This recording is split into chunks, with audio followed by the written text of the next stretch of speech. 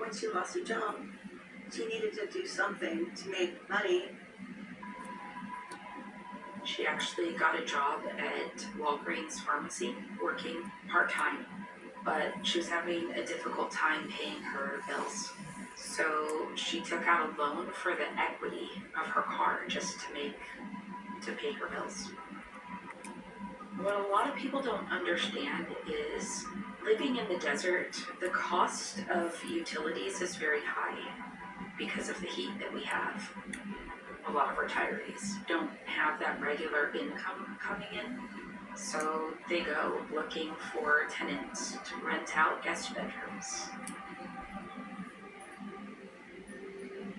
She would put an ad on Craigslist, room for rent, nice house, come as you go, separate entrance, and then she would say, here's a rent, here's a deposit. And people would show up with just that rent, just that deposit, and she would take the money and give them a key. But nothing like, where do you work, where are you from? We asked her to screen them before she had them come live with her. And she didn't do that because it costs money to do background checks. I lived with roommates out of necessity. And also, I believe, maybe being lonely and not having someone there with her. Having a roommate sort of worked for a while.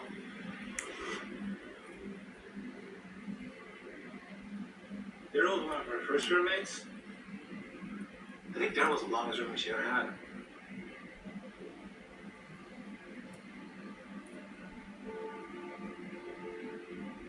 I was going through a divorce and I was living in a shack out in the middle of nowhere with no heater and burning wood on a stove to keep warm. And my car was falling apart because it was a long drive to go to work, so I really needed to move somewhere closer to work. I was pretty desperate. I had bad credit because my divorce was going on and I was having a hard time finding an apartment, so that's how I ended up going on Craigslist to find a homeowner who was desperate as I was to get a tenant, and found Anita's ad for a room for rent. So the house was pretty immaculate, kind of like it is now, except it was just cluttered with all these fancy little things that she got from all over the world. The room was nice, and it seemed like a perfect little fit for me and my cats to come move in with her. And that was that. She didn't do any kind of background check or anything like that.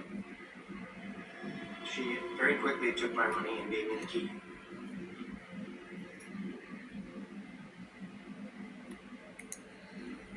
When I first moved in, me and Anita got along pretty good.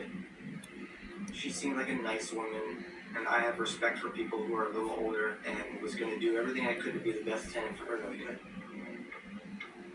Anita said that Daryl was a little different than what she was used to seeing, but he always paid the rent, and she was okay with him living there. I've only met Daryl a few times. I've found some of the things he did to be a little peculiar.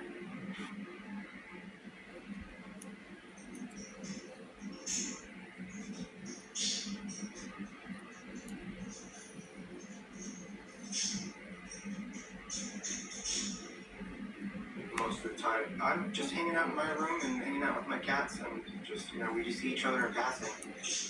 We didn't bother each other. Everything was fine.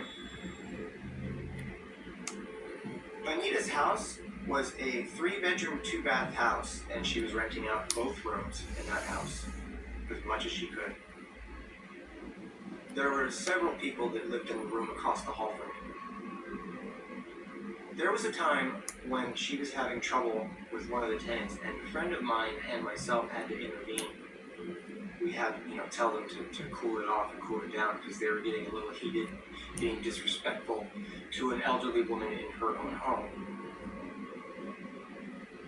She had all different kinds of issues. She's had times where people would come in and they just want to squat in the house, and they would pay rent, they would keep eating her food. Anita had difficulties with different tenants, so she would call the police essentially to assist her with removing these tenants. So on multiple occasions, officers had to explain to her that there's a legal process on how to evict these tenants from her home.